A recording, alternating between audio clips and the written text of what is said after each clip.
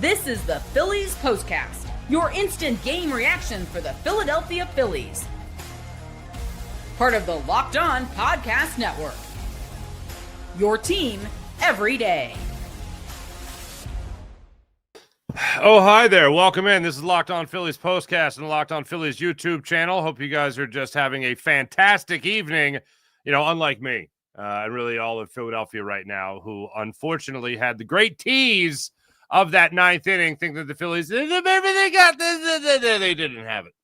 And even to the very last second there, Freddie Freeman at first base. Did he come off the bag? Did he drop it? Are we going to see him as he goes down to the ground, the ball fly up into the air, and all of a sudden a run scores, tie ball game, and pandemonium in South Philadelphia?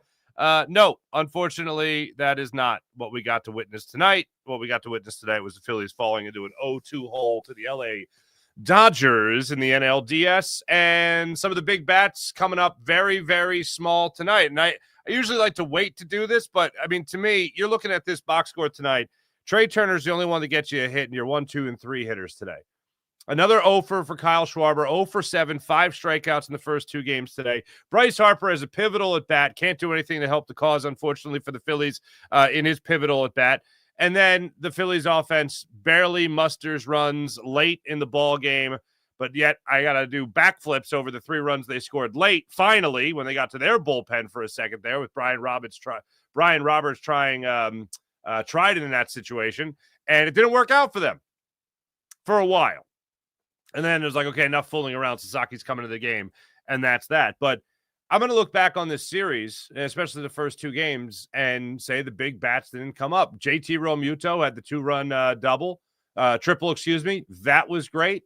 JT came up again clutch. Harrison Bader came off the bench with half a groin tonight, trying to help this ball club win a ball game, put one into the outfield. And then Nick Castellanos, he was ready, somehow magically got just enough for the barrel of the bat to go down there to drive in 2 runs with that stretch double for 2 runs across the plate, but just not enough for the Phillies to be able to even this series. And I said last night, going into this series, game 1 is the game you're really obviously going to miss Zach Wheeler, because not just what it means for game 1 to have Zach Wheeler be able to go in that game, but what it means to have Christopher Sanchez be able to go in game 2. Now, think about this. Think about the way Jesus Luzardo pitched in tonight's game. 5 innings, he was masterful. 6 innings, he was masterful. Goes into the 7th inning, unfortunately. That's where they started to really get to him. And then, we all knew how this was going to go, right? When Orion Kerkering came into the game with inherited runners. Look, inheriting a runner at third base, I'm not expecting Orion Kerkering to be like, a magician all of a sudden. He strikes out the side on 9 pitches and no run score, and he keeps everything intact for Jesus Luzardo. No, I'm not expecting it at all. And also a 0-0 ball game intact at the same time.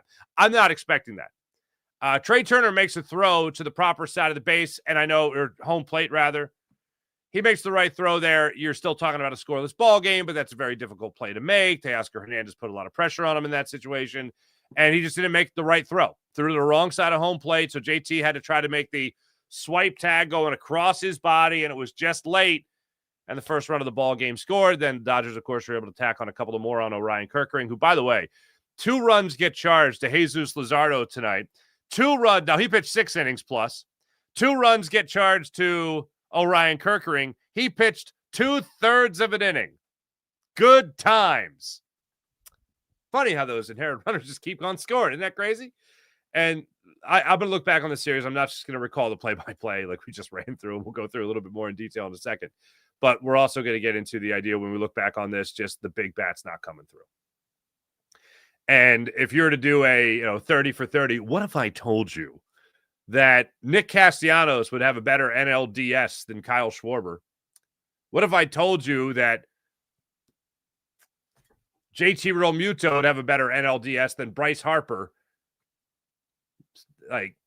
That's not the easiest pill to swallow. And then I think about last night's game for the Dodgers. And last night's game for the Dodgers, of course, you have Shohei Ohtani going 0 for 4 in that game.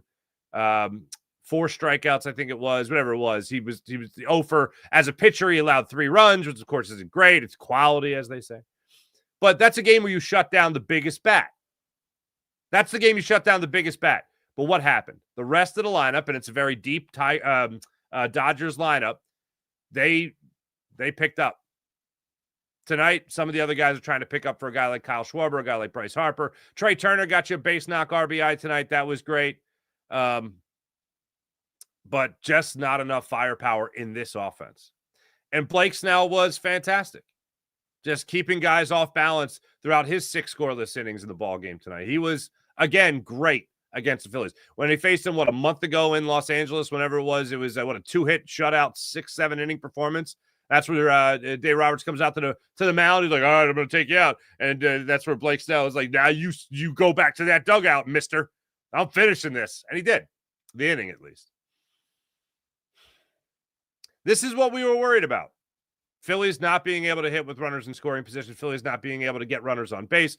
Phillies just offense going in the tank. And we were also worried about the bullpen. And here we are, down 0-2, and we're worried about those same things. At least last night they hit early and got 3 runs. 2 nights ago they hit early and got some runs across the plate. This time around, nope. Bryson Stott bunting in the 9th inning with Nick Castellanos on second base. You so rarely ask these guys to bunt. I'd rather just have them swing away. I know the grand book of baseball. Oh, you're bunting in that situation. Yeah, like nobody bunts anymore. That's what we're watching right now. Like nobody bunts. Like think about this. In extra innings now, they put a ghost runner on second base and still hardly anybody ever bunts ever. That's how there's no bunt. Like they literally give you the situation where, back in the 40s, this is what you do. You lay down that bunt, you let that runner go over a base. No, that's not what's happening right now. Swing for the fences, boys. No, that's not what's going on. But now still in this day and age, it's let's bunt. Let's keep bunting. Like nobody does this anymore. What are we doing? Anyway, let's get into it. This is the Locked On Player of the Game. Harrison Bader. I don't give a damn. This is what you'll be talking about. You're going to be talking about how everything that you were worried about with the Phillies in the postseason, it's here now. It's happening. Not getting the timely hits. When you get the timely hits, it's too late. Your bullpen's not fulfilling their end of the bargain at all in this. So that's scary. That's what I think he'll be kicking around. And I think he'll be kicking around also. Okay, so they play again Wednesday and then Thursday. But if they get swept, then you can just concentrate your entire night on watching the Eagles, which you probably do anyway.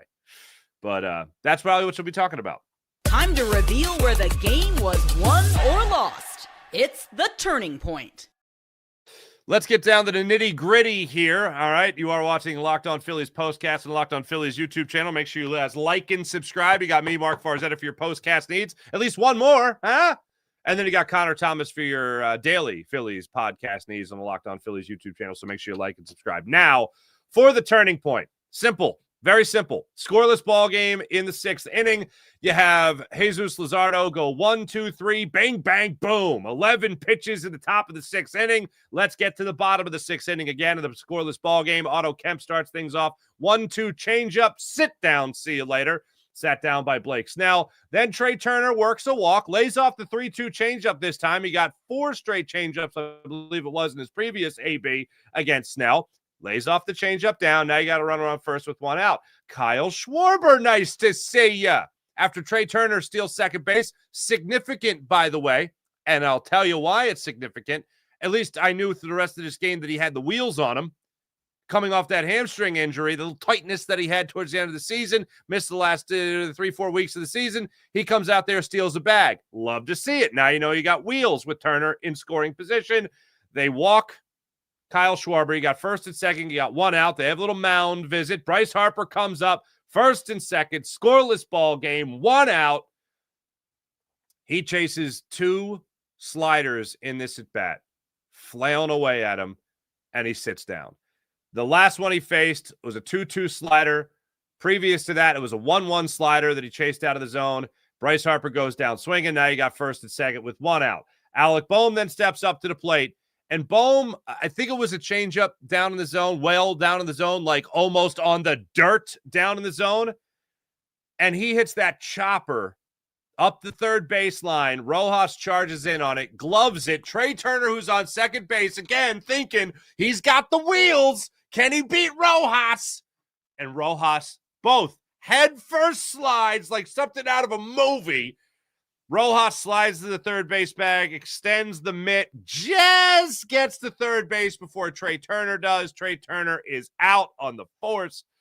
Really phenomenal play by Miggy Rojas there at third base. And that was that. And that was the, I'm sure that won't come back to bite us in the ass. Oh, that's definitely going to come back to bite us in the ass. Okay. So then the seventh inning. This is where the turning point really is.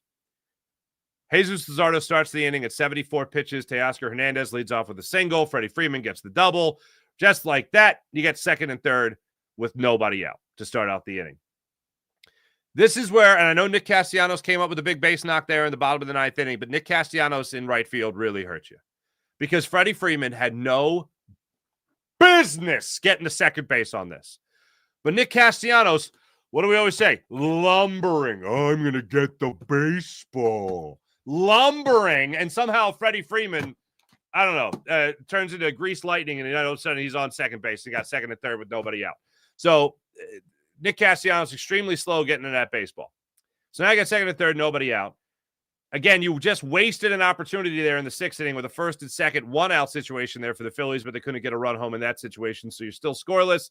Now you're sitting on second and third, nobody out. They go to the bullpen. Orion Kerkering comes into the game, and I think I heard all of Philadelphia very sarcastically go, this isn't going to work. Or no, not sarcastically, but dead on. This is not going to work at all.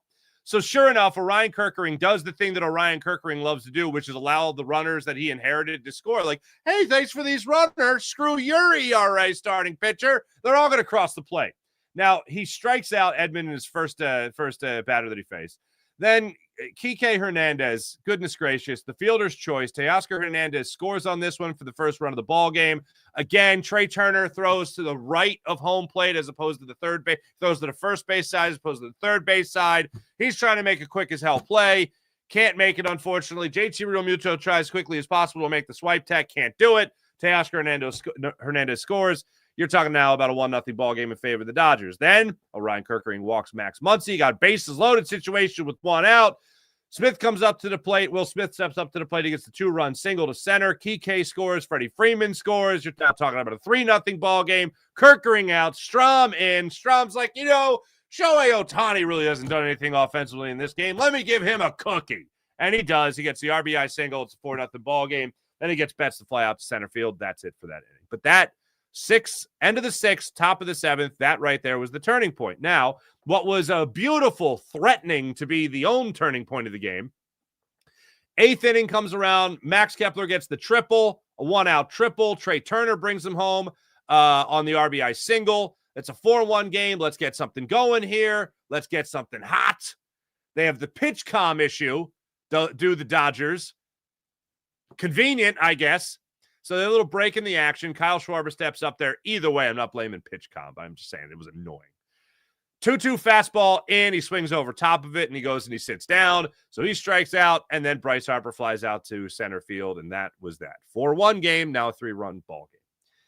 Phillies have Joan Duran go out there, and I don't remember off the top of my head, so I'll put it up for you guys. Joan Duran, 26 pitches at the top of the ninth inning. That's a workload. Thank goodness he's about to have the entire offseason off. Yeah, I went negative. So Bohm leads it off with a single at the bottom of the ninth inning. Then JT Realmuto gets the double. You see second and third with nobody out. Nick Castellanos steps up, hits one off the dirt almost. Just pokes the fourth sweeper he saw in that at-bat. Just gets enough wood on it to put it into left field for a 2-run double. It's now a 4-3 game, and Castellanos just barely gets into the second base bag, stretching that single into a double. So now you got a runner in scoring position again. The question, yes, the smart play in baseball is to bunt here. But, I'd rather see Bryson Stott swing away. You're not going to get into a double play here. It's not Castellanos on first and you try to get him in the scoring position. He's already in scoring position. I'd rather Bryson Stott, who I believe has a clutch gene about him, go up there and swing away. They opt not to do that, and unfortunately, what it ends up being is a runner exchange. Castellanos gets thrown out at third base, And Bryson Stott's now at first on the fielder's choice. So you got one out in the situation there. First and second, one out. Kepler, he grounds into the 3-6 fielder's choice. You got first and third now with two outs. Vesia comes in. Sasaki, or Vesia goes out. Sasaki comes in. And then Trea Turner. Oh, what a tease that ground ball to second was. Did he pull Freddie Freeman off the bag? Are we going to see the ball pop up and Freddie Freeman doesn't have it? Yeah, oh boy. That was rough. All in all, if I was to go back and change anything Rob Thompson did tonight, it would be I wouldn't have stopped Bunton. And I know he's like a 235 hitter against left-handed pitching. Yeah, okay. I don't trust him to lay. I love Bryson Stott. I think he does all the little things great, but I don't trust him to lay down a bunt. And he laid down he laid down like the worst bunt you could possibly lay down. Like, let me get this to third base as quickly as possible. You know, the bag I'm trying to advance the runner to? Let me do that. Doink. Oh, he's out of third. Oh, drat. All right. And then the other thing is, how about anybody but Kerkering? Like, Orion Kerkering comes out of the bullpen with a red carpet. And he comes out with the red carpet, and then he just rolls it out towards home plate for the inherited runners. And he just goes, here it is, boys. Come on home. Stroll down the red carpet because you're scoring.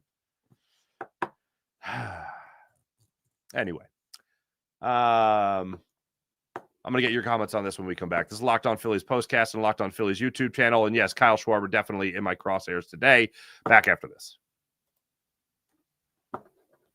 Hey, let me tell you about Monarch Money and how fantastic Monarch Money is. Most people can't name all their financial accounts or even what they're worth, whether it's a 401k, properties, investments, whatever it might be. And when you don't have the full picture, you can end up leaving money on the table, and you don't want to do that. That's where Monarch Money comes in. All-in-one personal finance tool that brings your entire financial life together in one clean, easy-to-use interface on your laptop or computer. Monarch Money is built for people with busy lives, so if you've put off organizing your finances, Monarch Money is here for you. They'll do the heavy lifting for you. You can link all your accounts in minutes and see clear data visuals and get smart characterization of your spending. How great is that? Maybe you're saving up for a vacation, college, new car. Monarch Money can help you do all that. And how about this? You don't even have to touch a spreadsheet, or as I like to call it, my own personal kryptonite. So use Monarch Money and use promo code LOCKEDONMLB at monarchmoney.com. That's promo code LOCKEDONMLB at monarchmoney.com for 50% off your first year at monarchmoney.com with promo code LOCKEDONMLB. And how about FanDuel? NFL season is upon us, almost in full swing, after the Phillies lose another game. So FanDuel is making sure that you're capitalizing on all you can during this football season. Right now, new customers to FanDuel can bet just $5, and if your bet wins, you'll get $300 in bonus bets to use across the app. So go to FanDuel.com, download the FanDuel app, make your first $5 bet, and if it wins, $300 in bonus bets to use across the app at FanDuel.com on the FanDuel app. I love using FanDuel because it makes every single game that much more exciting. Whether you're watching your team or keeping an eye on your fantasy lineup, it's quick, it's easy, it's the best way to add a little bit more energy to your game days. So head to FanDuel.com right now, download the FanDuel app at FanDuel.com to get started. That's FanDuel.com to place your first $5 bet. Let's get into the chat check and see how you wonderful people are feeling after this terrible Phillies loss. I'm going to go ahead and make a prediction before I actually look at the chat. Ready? Here's my prediction. Feeling a lot of LA heat. Feeling a lot of LA fire coming from this. A little spark. Little intensity is what I'm getting at there. Excuse the metaphor. Excuse me. Harper is washed up. Get rid of his ass. Thank you, Matthew Krosky. There we go. Krosky. All right. Jerry Von Skyver, hey, bud. No, the biggest mistake was not getting Garrett Stubbs on the roster to use as a pinch runner instead of the starting pitcher that wouldn't have been utilized. He would have laid down the bunt. You tell me Garrett Stubbs is going up there to bunt? Bang. Just like that. Castellanos should have been pinch run for. That run was crucial. That's a great point. Trying to think of what would have been. Do you put Stubbs on second? Stubbs not even on the roster. What am I talking about? Weston Wilson? Crazy. Chip, I see what you're saying, and I agree with you. All right. Dat, thanks very much for whatever that was. Anthony, hello. Keep Schwarber for the regular season. That if they get to the playoffs, use a different DH. There you go. Bader at 50% is faster than Castellanos. True. Must have been a roller coaster for Phillies fans. Mark. Oh, it was. Thank you. Same with Strahm, Mark. Why doesn't Topper think Tanner Banks with inherited run? I don't know. I had the same thought. My only thought was you want to go lefty in that situation. That was my only thought to it. But either way, I'm like, yeah, the hell with lefty righties here. I just got to get somebody not named Orion Kerkering in the game.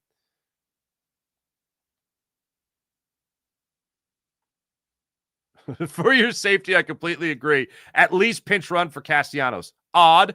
Oh, yeah, by the way, shake and bake. That's a good. Yeah, I was thinking about this during the game. This will be the last. Wednesday night will be the last game Rob Thompson manages as a Phillies manager. That'll be it. And I know everyone like, oh, it's not his fault they didn't hit. Yeah, I don't care. When has that ever mattered? He's not in the batter's box. Yeah. And your point? I think he's done a phenomenal job this year. I hated David Robertson getting the green light for the 7th inning in game 1 to come back out after he did his job and got out of that 6th for Christopher Sanchez. And I did not like Stott Bunton tonight. I don't like Castellanos not getting pinch run for, and I don't like Orion Kerkering coming in like the worst possible inherited runner situation other than bases loaded. Nola will start game 3. Did they just announce that what's his name? Suarez getting pushed back again? Well, look, the Dodgers have not been great against righties. That's what I'm hoping for, at least. Harper and Schwarber equals bums. Edmund was feeling the jitters a little bit. Yeah, okay, so you could say that. Randy says he scores more runs than the Phillies. Well, that's not bad. For your safety. A bunt? A bunt? That's great. That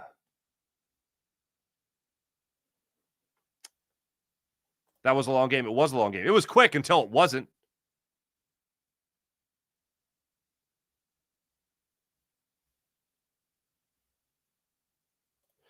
Mark, who are you telling right now? Everyone watched. Yeah, I know, but I gotta go through the key moments of the game. I can't just be like, hey, what a game, huh? Gotta give specifics. Fire Topper tonight. Now that'd be something. That would be something.